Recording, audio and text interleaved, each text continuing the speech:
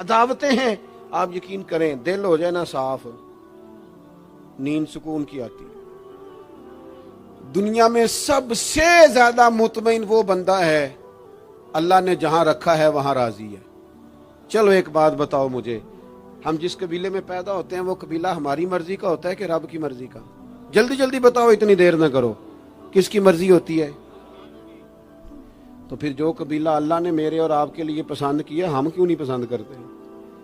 جو دادا نانا چچا ماموں اللہ نے میرے لیے پسند کی, یہ رشتے اللہ نے بنایا ہے نا. تو ان سے آوازار ہے, تو ان سے تنگ ہے. وجہ جو اللہ نے تیرے لیے پسند کیا اسے پسند کر. حضرت ابراہیم ابن ادم رحمت اللہ علیہ ایک دفعہ مریدوں کے بیچ بیٹھے تھے تو آپ فرمانے لگے دنیا میں جو کچھ ہو رہا ہے میری مرضی سے ہو رہا ہے. بعض بندے پریشان بھی ہو جاتے ہیں جلدی کہ اتنا بڑا دعویٰ کر دیا ہے. تو آپ ہنس پڑے, فرمانے لگے اگلی بات بھی سن لو پھر کوئی تبصرہ کرنا. فرمانے لگے جو کچھ ہو رہا ہے میری مرضی سے ہو رہا ہے, کیونکہ میری وہی مرضی ہے جو میرے رب کی مرضی ہے. میں نے اپنی مرضی اپنے رب کی مرضی میں فنا کر دی. اب میری مرضی کوئی نہیں, سانو قید سجن دا گہنا ہے, او جنج رکھے ایسا اونج رہنا ہے. ہم نے چھوڑ دی اپنی مرضی, اپنا ہے ہی کچھ نہیں. ہم نے نہ کبھی قطرے پہ غور کیا اور نہ دریا دیکھا, بس جہاں تیری جھلک دیکھی وہیں ڈوب گئے. چھوڑ دو. یہ اس نے یہ کیوں کر دیا؟ وہ خواجہ نظام الدین صاحب محبوب الہی رحمت اللہ علیہ کے ایک مرید نے ایک دفعہ آ کے کہا حضور بڑی ہو گئی, درگزر فقیری درویشی بڑی ہو گئی, اب جو میرے رستے میں کانٹے بچھائے گا میں بھی اس کے رستے میں بچھاؤں گا. اور بڑے غصے سے بول رہا تھا. فقیر فقیر ہوتے ہیں. خواجہ صاحب ہنس پڑے, فرمانے لگے پتر تو زیادہ ہی ناراض ہو گیا ہے. کہنے لگا نہیں حضور, ہمیں کچھ کرنا نہیں آتا, ہمیں بھی سارا ہی پتہ ہے. سٹ تے پکھڑا کوار گندل اسی اور بھی بوٹیاں جاننے ہاں, ہمیں بھی سارا ہی پتہ ہے. نمٹ نہیں لینا سویرے, جو ہمارے رستے میں کانٹے بچھائے گا سویرے اس کی گلی میں بھی بچھے ہوں گے. تو حضرت محبوب الہی فرمانے لگے پتر آدھے رستے میں تیری ضد میں وہ کانٹے بچھا دے گا اور آدھے میں تو اس کی ضد میں بچھا دے گا, تو پھر تو جو عام راہگیر ہوں گے ان کے بھی پیر زخمی ہوں گے. تو تمہاری لڑائی میں تو مخلوق پریشان ہو گئی. عرض کی حضور یہ تو آپ نے ٹھیک کہا ہے. فرمانے لگے اگر چاہتے ہو نا دنیا کانٹوں سے نہ بھرے اور لوگوں کو تکلیف نہ ہو تو ایک دوسرے سے تکلیف چھوڑ دو. یہ مت سمجھنا تیرا ایک بندے سے اختلاف ہے, تیرا ایک سے اختلاف ہوتا ہے اس کے اثرات دائیں بائیں بھی جاتے. حضور پھر کیا کروں؟ فرمایا اسے بچھانے دے, وہ بچھاتا جائے تو اٹھاتا جا, تو اٹھاتا جا. ویسے بھی جو کام ساری دنیا کر رہی ہوتی ہے وہ تو سارے کر ہی رہے ہوتے ہیں, کوئی ذرا ہٹ کے بھی کرنا چاہیے. جتن جتن تے ہر کوئی کھیڈے, جتن جتن تے ہر کوئی کھیڈے, تو ہارن کھیڈ فقیرا, جتن دا مل کوڈی پیندا ہی ہارن دا مل ہیرا. کبھی بندہ ہارے بھی اپنے دل سے بوجھ اتار دے, نفرت کو دور کر دے. عداوت دشمنی اگر کسی وقت رکھنی ہے تو اللہ رسول کے دشمن سے. اشداء علی الکفار, اپنوں کے لیے کیا ہے, خوش عقیدہ کے لیے کیا ہے, رحماء بینہم. میرے عزیز ترمذی میں حدیث ہے, اپنی بات کو حوالہ دے کے مضبوط کر دوں. ترمذی میں حدیث ہے, نبی پاک علیہ الصلوۃ والسلام نے حضرت انس بن مالک سے فرمایا تھا, اے انس, اے میرے بیٹے, تم سے ہو سکے تو صبح اس حال میں کرنا کہ تمہارے دل میں کسی کا بغض نہ ہو. اور اگلے لفظ حدیث کے یہ ہیں, حضور فرمانے لگے یہ میری سنت ہے, یہ میرا طریقہ ہے, اپنے دلوں کو عداوتوں سے پاک کریں. اور پانچویں بات, اور بس اسی کے آگے پیچھے میں نے اپنی بات کو سمیٹ دینا ہے, میرا مضمون مکمل ہو گیا. حضور کی ایک بہت بڑی سنت, نبی پاک علیہ السلام کی ایک بہت بڑی ادا, وہ پتہ کیا ہے؟ وہ ہے دوسروں کا احساس کرنا, دوسروں کے بارے میں سوچنا, دوسروں کا خیال کرنا. میں ابھی آ رہا تھا تو میری گاڑی کے ساتھ کچھ دوستوں نے دوڑنا شروع کر دیا. میں جو ہوں مجھے اس کا پتہ ہے, میں ہمیشہ دوستوں سے کہتا رہتا ہوں آپ بزرگوں کے ہاتھ چومیں, اللہ والوں کی اچھی بات ہے, آپ کو فائدہ ہوگا. میرے جیسے گناہ گار کے ہاتھ چوم کے آپ کو کیا ملے گا؟ کوئی نتیجہ نہیں نکلے گا. ہاں آپ کوئی میری بات مان لیں اور اس پر عمل شروع کر دیں تو رب کریم کی رحمت صبح قیامت ممکن ہے یہ کہہ دے یہ تیری وجہ سے اس نے شروع کیا تھا، جا تیرے گناہ بھی معاف کیے۔ یہ جو ذوق ہے نا، اب ایک بندہ گاڑی کے پیچھے بھاگ رہا ہے تو مجھے اتنی سخت تکلیف ہو رہی تھی، میں نے کہا یار کیا ضرورت، دیکھو نا بیچارہ گرمی کا موسم ہے، پیاس لگے گی اور پسینہ آئے گا، کیوں بھاگ رہا ہے؟ میری مجبوری بھی ہے، گاڑی کو تو چلنا ہے۔ جب تک ہم احساس پیدا نہیں نہ کرتے، میرے قبلہ عالم فرمایا کرتے تھے کہ تیری گاڑی کے آگے سے کوئی غلط کراس کر گیا اور دوڑ کے گزر گیا اور کوئی سخت جملہ بھی کہہ گیا ہے، اس پر بھی تنقید نہ کر، تو اپنے دل میں اس کا احساس پیدا کر، سوچ کے ہو سکتا ہے اسے گھر میں کوئی ایمرجنسی ہو گئی ہو۔ اپنی سوچوں کو مثبت کریں، آپ دوسروں کا احساس بھی اپنی طبیعت میں پیدا کریں، دوسروں کے بارے میں بھی سوچیں۔ میں یہاں ماشاءاللہ سٹیج پہ بیٹھا ہوں، بڑا نرم ماحول ہے، بڑا کچھ ہے، لیکن جو دوست پیچھے دیوار کے ساتھ کھڑے ہیں نا، جن کو جگہ بیٹھنے کی بھی نہیں ملی اور کھڑے ہونے کی بھی صحیح کر کے نہیں ملی، ان کا بھی احساس پوری طرح، اور میرے خیال میں سب سے زیادہ مہمان خصوصی بھی وہی ہیں آج کی ہماری محفل کے، جو زیادہ مشکل میں بیٹھے۔ احساس اپنی کہاں تک احساس کرنا ہے؟ لو حدیث پاک سنو، اللہ کے محبوب علیہ السلام فرماتے ہیں میں نماز پڑھانے کھڑا ہوتا ہوں، نماز، کریم فرماتے ہیں میرا دل کرتا ہے میں لمبی نماز پڑھاؤں، لیکن پھر پیچھے سے نہ کسی بچے کے رونے کی آواز آتی ہے، دل تھا لمبی پڑھاؤں، بچہ رو پڑا تو مجھے خیال آتا ہے اس کے رونے سے اس کی اماں کو تکلیف ہو رہی ہوگی، میں نماز چھوٹی کر دیتا ہوں، اللہ کی نماز مختصر کر دی احساس کے طور پر۔ حضور اس امام مسجد سے سخت ناراض ہو گئے تھے، صحیح حدیث میں موجود ہے، جس کے مقتدیوں نے آ کے شکایت کی تھی کہ یا رسول اللہ بہت لمبی نماز پڑھاتا ہے۔ یہاں تو لوگ احساس ہی نہیں کرتے میرے بھائی، یہاں تو احساس ہی نہیں کرتے۔ یہاں تو میں آیا ہوں نا رات کے 1 بجے محفل میں، تو میری طرح کے لوگ تہاڈا ذوق ہی نہیں، تسی سبحان اللہ ہی نہیں آندے، تسی ہاتھ ہی نہیں کھڑے کر دے۔ او بھائی تو نہیں آیا ہے، تو ٹر جانا ہے اپنا سارا سمیٹ کے پیسے گنا کے، اتنے بیچارے مغرب دے بیٹھے نے، ان کا ذوق، تو اپنا ذوق بھی بیان کرنا، آنا تو بھی اسی وقت محفل میں جب سارے آئے ہیں، تے نالے تو تے گل کر کے آیا میں انہیں ہزار لینا ہے، تے مفت آئے نے سارے بیچارے، اس لیے ہو سکتا ہے ان کا عشق تجھ سے زیادہ ہو۔ کروں مدح اہل دول رضا اور پڑے اس بلا میں میری بلا، میں گدا ہوں اپنے کریم کا، یہ میرا دین ہے کوئی پارا نہ نہیں۔ اس لیے میرے عزیز احساس دوسروں کا پیدا کریں اپنی طبیعت میں۔ ہم نا احساس نہیں کرتے، خدا را احساس کرو۔ ٹھیک ہے پریشانیاں ہیں، لیکن میں جوان سے کہوں گا تو نوجوان ہے، باہر تجھے ٹینشنیں ہیں، کاروبار کی مسائل ہیں، پریشانیاں ہیں، لیکن اللہ نے تجھے جوان کیا ہے نا، حوصلہ دیا ہے نا، تو باہر کی ٹینشنیں باہر چھوڑ کے آیا کر۔ گھر تیرے ابا جی انتظار کر رہے ہیں، ان کے پاس بیٹھ، ان کا دکھ سن، حوصلہ بڑا کر۔ پھر گھر کے اندر تیری اماں بیٹھی ہے، اس نے تیرے سے بات کرنی ہے، کئی باتیں سنانی ہیں۔ تیرا بیٹا ہے وہ دوڑ کے آیا، ابا ابا کہتے، اور تو کہتا لے جا میری طبیعت نہیں ٹھیک۔ دنیا میں سب سے مصروف وقت رسول کریم نے گزارا ہے، لیکن حضور تو غلاموں کی بات بھی سنتے، حضور تو گھر والوں کو وقت بھی دیتے۔ سیدہ عائشہ صدیقہ فرماتی ہیں جب تک گھر میں رہتے گھر کا کوئی کام ہی کرتے رہتے، اور حضور تو نواسوں کو ٹائم دیتے، نماز کے وقت بھی ساتھ لے جاتے۔ کیوں ہم اپنے آپ سے دوسروں کا احساس نکال بیٹھیں، دوسروں کے بارے میں تھوڑا احساس۔ آپ تھوڑے دن پہلے نا، کچھ عرصہ پہلے کچھ لوگ آگے میرے پاس کہنے لگے کہ کوئی طالب علم، کوئی عالم مل جائے مدرسے میں سے آپ کے، اور ہم نے نا وہاں اپنے ہاں امامت کے لیے اور جمعہ کے لیے اس کو لے جانا ہے۔ میں نے کسی طالب علم سے کہا چلے جاؤ، وہ کہنے لگے تنخواہ کتنی دینی ہے؟ میں نے کہا کوئی زیادہ نہیں، جتنا آپ کے گھر کا خرچہ ہے اتنا اس کو بھی دے دیں۔ وہ پریشان ہو گیا، جی میں تسی نہیں سارے ہو گئے، تو اتنے پیسے دے دیں جتنا ہمارا خرچہ ہے، ہم تو صاحب ہوتے ہیں، اس کو کیسے دے دیں یہ والا خرچہ؟ تو کہنے لگے نہیں جی وہ تو ٹھیک ہے، تسی کوئی 10 چھڑو۔ اور میں نے کہا میں آپ کو وہ بتا رہا ہوں جو حضرت صدیق اکبر نے بتایا ہے۔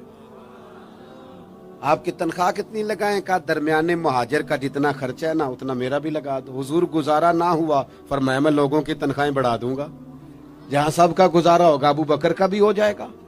یہ کیا بات ہوئی کہ تو تیرا گزارا نہیں ہوتا تو مزدور کا کیسے ہوتا ہے؟ غریب آدمی کا احساس جب تک تجھے دوسروں کا پیدا نہیں ہوتا تو حضور کے اسوہ حسنہ تک نہیں پہنچ سکتا.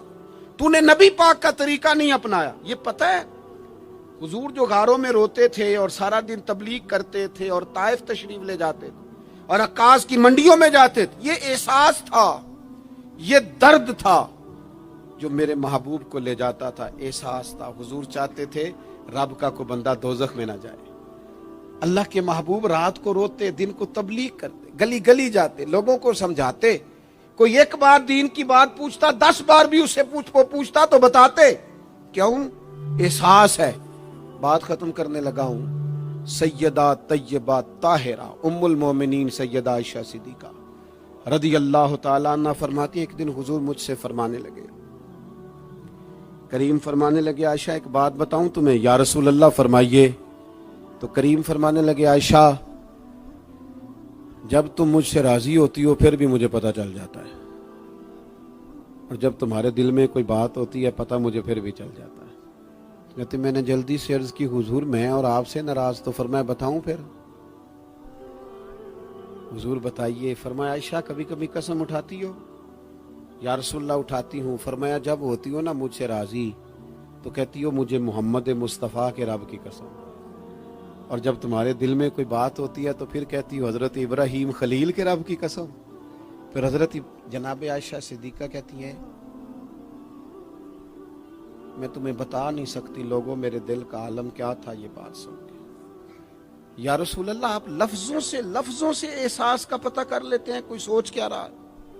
یہاں تو گھر والے پورا احتجاج کریں. احتجاج. میں ایک دفعہ کہیں کھانے کے لیے گیا تھا تو میں نے کہہ دیا کھانا بڑا اچھا پکا ہے. ایک آدھ اور بزرگ سے بھی میں نے وہ بات سنی تھی، بھی وہ پریکٹیکلی میرے ساتھ ہوں. میں کھانا بڑا اچھا ہے جی. تھوڑی دیر کے بعد نا گھر کے اندر سے رونے کی آواز آنے لگی. تو مناسب تو نہیں ہوتا کسی کے گھر کے مسئلے میں ایسی بات پوچھنا، لیکن وہ جب ماحول زیادہ ہی بڑا تو میں نے میزبان سے کہا کہ خیر تو ہے گھر میں سب ٹھیک ہے؟ تو کہنے لگے آپ کی وجہ سے رو رہے ہیں. میں نے کہا کہنے لگے آپ نے بڑی تعریف کی ہے نا کھانا بڑا اچھا پکا ہے. تو میری بیوی ہے تو عزیزوں میں سے پر وہ گھر غریب ہے. اس نے کہا 14-15 سال ہو گئے اس گھر میں کھانا پکاتے، آج تک نہیں کسی نے کہا اچھا پکا ہے. میں غریب کی بیٹی ہوں، آج وہ تعریف سنی ہے تو دل کسی اور طرف ہی چلا گیا ہے. اتنا بھی احساس نہیں جو صبح سے گرمی میں کھڑے. آپ کو پتا ہے نبی پاک نے کبھی کھانے میں نقص نہیں نکالا تھا. سیدہ عائشہ کہتی ہیں پسند ہوتا تو کھا لیتے ورنہ چھوڑ دیتے. کبھی عیب تو ہنڈیا پھینک دیتا. آنا گرمی میں تو بھی کھڑا ہونا، جہاں اماں کھڑی ہے، بیوی کھڑی ہے، بہنیں کھڑی ہیں، کھڑا ہونا 10 منٹ. تو بھی احساس ہی نہیں، صرف اپنا ہی پتا ہے. سیدہ عائشہ صدیقہ یہ حضور کا اسوہ حسنہ ہے. یہ طریقے اپناؤ زندگی میں. 4 5 8 چیزوں کو فقط سنت نہ سمجھو. یہ وسعت ہے حضور کے اسوہ نور میں. سیدہ عائشہ کہنے لگی، کریم فرمانے لگے تم قسم اٹھاتے حضرت ابراہیم کا نام لیتی ہو تو میں سمجھ جاتا ہوں. جناب عائشہ کہتی ہیں بس دل مچل گیا، کیفیت اور کی اور ہو گئی. میں نے کہا حضور پھر مجھے قسم ہو محمد عربی کے رب کی، میرے لبوں سے آپ کا نام ہی جاتا ہے، میرے دل میں آپ ہر وقت موجود رہتے ہیں. میرے عزیز کچھ باتیں آپ سے میں نے عرض کی. میں اپنی گفتگو کو بھی دیکھتا ہے جو بڑے مالدار ہوتے ہیں، اور ایسے لوگوں کو بھی دیکھتا ہے جو بیچارے ایک وقت کھاتے ہیں اور دوسرے وقت کے لیے پریشان رہتے ہیں. اپنی زندگی میں وہ صحت مند، توانا، خوبرو لوگوں کو بھی دیکھتا ہے اور بیمار اور کمزور، ضعیف اور ناتواں لوگوں کو بھی دیکھتا ہے. اس کے ارد گرد ایسے لوگ بھی ہوتے ہیں جو بڑی خوش و خرم زندگی گزار رہے ہوتے ہیں، اور ایسے لوگ بھی ہوتے ہیں جو کسی وجہ سے پریشان، تکلیف میں، گھٹے گھٹے سے ہوتے ہیں. انسان اپنے ماحول سے بھی سیکھتا ہے، معاشرے سے بھی سیکھتا ہے، اور پھر جب وہ لوگوں کے قریب جاتا ہے اور اپنے گھر سے اٹھ کر وہ لوگوں سے ملاقات کرتا ہے تو مختلف قسم کے مشورے، مختلف قسم کی آراء اور مختلف قسم کے مشیر اسے ملنا شروع ہو جاتے ہیں. ان ساری چیزوں کے ماحول میں انسان کی سوچیں پنپتی ہیں، اور اسے بالیدگی کا موقع ملتا ہے، وہ باشعور ہونے لگتا ہے، پھر وہ کسی ایک جگہ ٹھہر جاتا ہے۔ بعض اوقات کسی مالدار کی طرف دیکھ کر پوری طرح رک جاتا ہے اور سوچتا ہے کہ نہیں، میں پیسہ ہی کماؤں گا تو پھر ہی ٹھیک ہے۔ بعض اوقات کسی مشہور آدمی کو خوش قسمت سمجھ لیتا ہے اور پھر وہ کوشش کرتا ہے کہ جتنے بھی جتن کیے جائیں کسی بھی طریقے سے شہرت حاصل کی جائے۔ وہ اس طرح کر کے ہماری ملت کے جوان بھی، ہمارے لوگ بھی، پھر میں نے ایسے لوگوں کو بھی دیکھا ہے جو اگرچہ بہت بڑے کسی ادارے سے پڑے ہوئے تھے اور مالدار تھے اور وزادار تھے، اور انہوں نے یہ دیکھا کہ پاکستان میں آ کر، یہاں پہنچ کر مجھے خدمت کا کام کرنا چاہیے، آئے، اچھی نیتوں کے ساتھ آئے ہوں گے، کوئی ان کے پیچھے نیک مقاصد ہی ہوں گے، لیکن جب انہوں نے پاکستانی سیاست کا ماحول دیکھا نا، تو پھر نہ ڈگریاں نہ تعلیم کچھ بھی نہیں، وہ جس طرح کا ماحول تھا اسی طرح کے بن گئے، روایتی ہو گئے۔ کسی نہ کسی کے پیچھے یوں ہی لوگ لگ جاتے ہیں اور طرز زندگی اختیار کرتے ہیں۔ ہمیں لگنا ہوتا ہے کسی نہ کسی کے پیچھے، ہم پیروی کرتے ہیں لوگوں کی، لوگوں کو دیکھتے ہیں، اس حساب سے ہم اپنے آپ کو مرتب کرتے ہیں۔ پھر میرے بھائیوں، ایک مسئلہ اور بھی ہوتا ہے، انسانوں میں صرف خوبیاں نہیں ہوتی، عام انسانوں میں بشری کمزوریاں بھی ہوتی ہیں۔ ہم بعض اوقات کسی کے پیچھے چلتے ہیں تو تعریفوں کے پل باندھتے ہیں، محبتوں اور عقیدتوں کا لمبا چوڑا اظہار کرتے ہیں، پھر تھوڑا سا ٹائم گزرتا ہے اور تھوڑا سا قرب ملتا ہے تو پھر ہمیں اس بندے میں خامیاں نظر آنی شروع ہو جاتی ہیں۔ کورے ورک کتاب نہیں ہوندے، پتھر دل گلاب نہیں ہوندے، سجنا پہلو ہی سوچ کے لائیں پھر یاراں نال حساب نہیں ہوندے۔ سوچتے نہیں، سمجھتے نہیں، غور نہیں کرتے، جذباتی فیصلے کرتے ہیں، ماحول جذباتی ہے۔ یا آپ دیکھیں نا، میں کسی جگہ پہ پہنچتا ہوں تو رکنا، بیٹھنا، چلنا پھرنا دوست مشکل کر دیتے ہیں، 1 منٹ کے لیے کہیں کیمرہ بند نہیں ہوتا۔ آپ بڑے تھکے ہوئے بھی ہوں تو آپ صحیح کر کے کہیں بیٹھ نہیں سکتے، چونکہ آپ کے چاروں جانب تو کیمرہ چل رہا ہے، کیسے بیٹھے؟ نبی کی زندگی بہترین نمونہ ہے۔ ایک کامل اسوہ حسنہ تمہیں دیتے ہیں، کامل، مکمل۔ نبی پاک علیہ الصلوۃ والسلام کا جو وجود اطہر ہے نا، ایسا وجود اس کے اندر اللہ تعالیٰ نے ظاہری اور باطنی، یہ دیکھیں میں کسی جوش سے نہیں بول رہا، میں بڑی ہوش سے بات کر رہا ہوں، آپ سے بھی گزارش کرتا ہوں ہوش سے سننا۔ یہ بات میں درجنوں اور بیسیوں کتب کا نچوڑ آپ کے سامنے رکھ رہا ہوں۔ اللہ تعالیٰ نے نبی پاک علیہ الصلوۃ والسلام کے اندر ظاہری باطنی ساری خوبیاں بھر کے اپنے محبوب کو دنیا میں مبعوث فرمایا ہے، نہیں کھلا دیے، وہ جس راہ چل دیے ہیں کوچے بسا دیے۔ بعض لوگ ناراض نہ ہونا مجھ سے، بعض لوگ ہنستے ہیں، سونا نہیں ہنستے، ہنستے ہیں پر سونا۔ سیدہ طیبہ طاہرہ حضرت عائشہ صدیقہ فرماتی ہیں حضور مسکراتے تھے لیکن اس مسکرانے میں بھی عجیب وزاداری تھی، ہنستے تھے کھل کھلا کے نہیں ہنستے تھے، اس میں کہا نہیں لگتا تھا، آوازیں نہیں پیدا ہوتی تھی، یعنی سونا ہنس بھی جاتے تھے لیکن اس کے اندر بھی عجیب لطافت تھی۔ وہ کیسا ہنسنا تھا؟ صحابہ فرماتے ہیں حضور ہنستے، مقدس دانتوں میں سوراخ تھا، زیر لب مسکراتے، اور وہ جو حضور کے مقدس دانتوں میں مقدس سوراخ تھا نا، جب حضور ہنستے اس سے نور نکلتا اور مسجد نبوی کی دیواریں بھی روشن ہو جاتی۔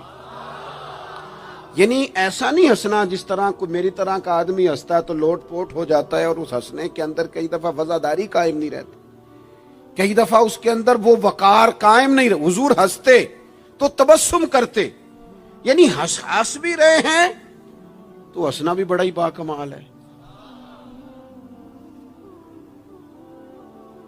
اور میرے اعلیٰ حضرت تو کہتے ہیں بس وہ ہنس پڑتے تھے پھر جو عمر بھر کے رو رہے ہوتے تھے نا وہ حضور کا ہنسنا دیکھ کے ہنس پڑتے تھے. گویا نا جہاں جہاں خزاں ہوتی تھی بہار آ جاتی تھی, جہاں جہاں دکھ ہوتے تھے سکھ آ جاتے تھے, جہاں جہاں بھی کوئی کمزوری ہوتی تھی خدا کہتے ہیں جس کی تسکین سے روتے ہوئے ہنس پڑے اس تبسم کی عادت پہ لاکھوں سلام.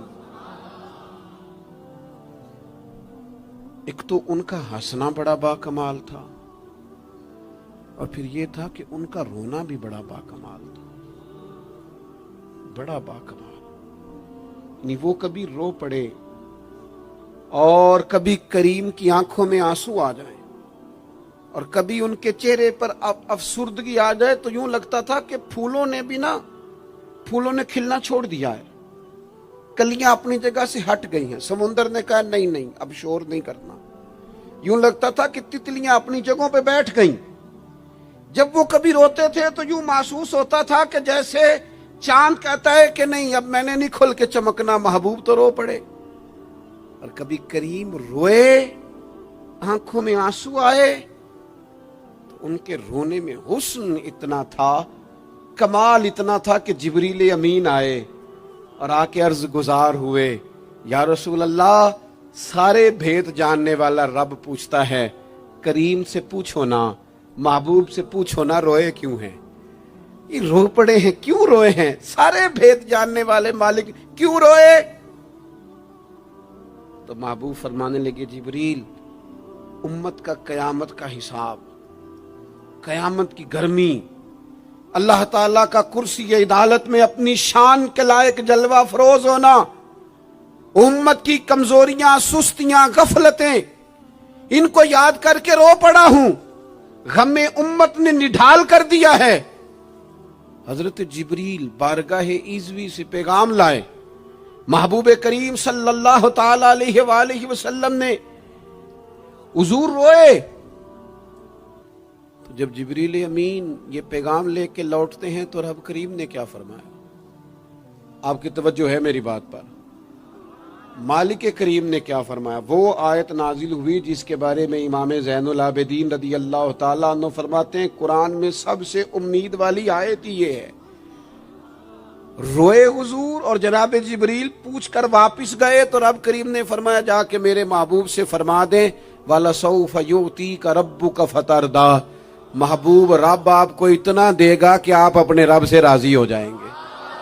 محبوب آپ کو راضی کریں گے, نہ روئیں, آپ کو راضی کریں گے آپ. اور حضور کیا فرماتے ہیں؟ فرمایا جب تک میرا ایک امتی بھی دوزخ میں کوئی نہیں راضی ہوتا. اللہ کیا جہنم اب بھی نہ سرد ہوگا؟